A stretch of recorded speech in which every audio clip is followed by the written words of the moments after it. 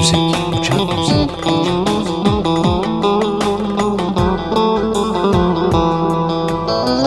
Antep'ten ötedir Maraş'ın yolu, Antep'ten ötedir Maraş'ın yolu. Geçmez oldu buradan kardeşim yolu. Kapımı çaldı da bir kara haber, kırıldı gönlümün kanadı kol, kırıldı gönlümün kanadı kol. Oldu kardeş oldu, yolda mı kaldın, doluya mı düştün, zorda mı kaldın?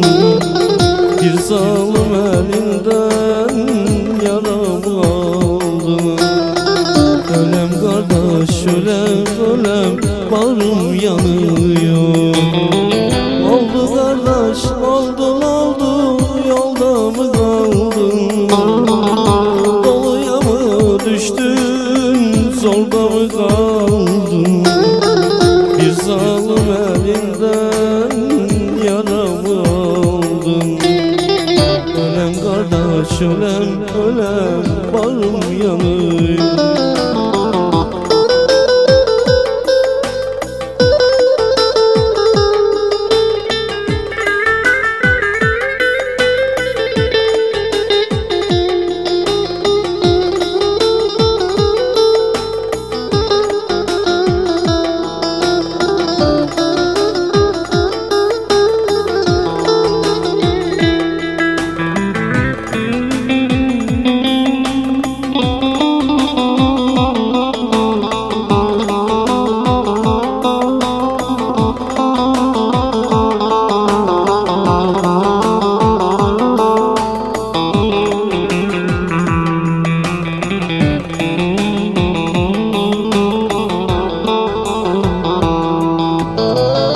Geleceksin diye gözüm yoldaydı, geleceksin diye gözüm yoldaydı.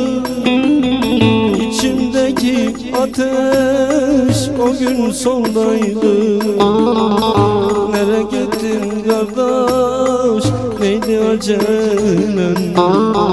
Keşke kalan ömrüm senin olsaydı, keşke kalan ömrüm senin olsaydı. Oldu kardeş oldu, yolda mı kaldın, doluya mı düştün, zorda mı kaldın? Bir zalim elinden yaramı aldın. Antep'i Maraş'ı başıma yıktım. Oldu kardeş oldu oldu, yolda mı kaldın, doluya mı düştün, zorda mı kaldın? Bir zalim elinden yaramı aldın. Ölem kardeş ölem,